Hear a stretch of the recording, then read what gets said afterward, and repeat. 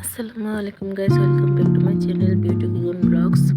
তো আজকের ব্লগটা হচ্ছে আমার পাঙ্গাস মাছ দিয়ে কচু শাক দিয়ে রান্না করব। তো এরপর যে আমি মশলা বেটে নিলাম, যে মশলাগুলো আমার পাঙ্গাস মাছের মাথা দিয়ে কচু শাক রান্না করতে লাগবে। তো এরপর যে আমি বেটে নিয়েছি হচ্ছে পেঁয়াজ, রসুন, আদা, জিরা, দারচিনি, এলাচ। তো আপনারাও কিন্তু এইসব আগে বেটে নেবেন। আর টাটকা টাটকা যেন হয়, টাটকা না হলে হয় কি তরকারিটা বেশি মজা লাগে না। তো এই পর্যায়ে চলে আসলাম রান্না করতে। তো মাছের মাথাটা আগে কেটে নিলাম। মাছের মাথা দিয়ে আমি রান্না করব। আর মাছের তেলটাও আমি ইউজ করবো, তেলটা ফালাবো না। আসলে মাছের তেলটা দিলে হয় কি যে একটা মানে অন্যরকম ফ্লেভার আসে, তো অনেকেই খায় না। তো যারা না খান তারা স্কিপ করতে পারেন। তো ওই পর্যায়ে আমার মাছের মাথাগুলো কাটা হয়ে গেছে, দেখেন ফাইনাল লুকটা। অনেক সুন্দর। তো আমি একটা ছবি তুলে নিলাম। এখন আমি রান্নাটা করব। তো এই পর্যায়ে আমি ধুয়ে নিচ্ছি সবগুলো।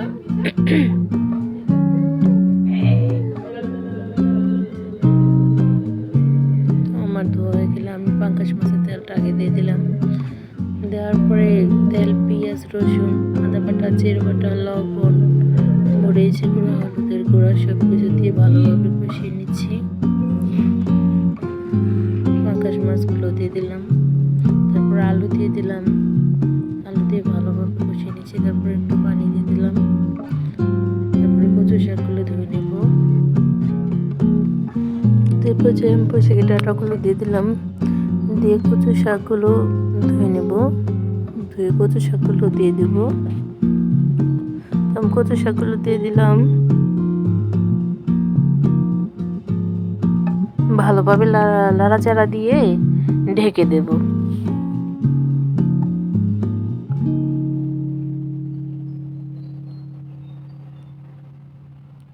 এই পর্যায়ে দেখেন অনেকখানি হয়ে গেছে তরকারিটা। তো আমি এই পর্যায়ে একটু লেড়ে দেব।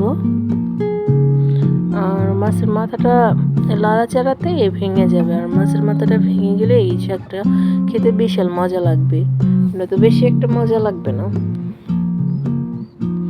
আর এই তরকারিটাতে পারলে আপনারা একটু ঝাল বেশি দিবেন আর মশলাগুলো বেশি দিবেন, মানে সব মশলা দিবেন। গরুর মাংসের যে মশলাগুলো খান আপনারা চাইলে কিন্তু কচু শাকের এই রেসিপিটাতে আপনারা সেই মশলাগুলো দিতে পারেন।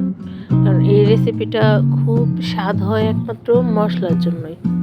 তো আমি কচু শাকগুলো রান্না করে নিচ্ছি। আপনারা যদি এভাবে রান্না করেন ঘরে বসে, এসে আপনারা 1 প্লেট ভাত খেয়ে নিতে পারবেন, গরুর মাংস দরকার পড়বে না। আপনারা একবার রান্না করে দেখেন। প্রায় আমার রান্নাটা শেষের দিকে।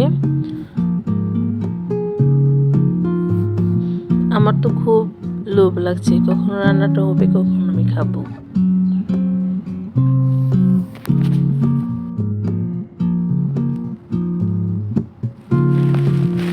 তারপর যে আমার রান্নাটা শেষ হয়ে গেছে, দেখেন রান্নাটার final look, just awesome. Thank you সবাইকে।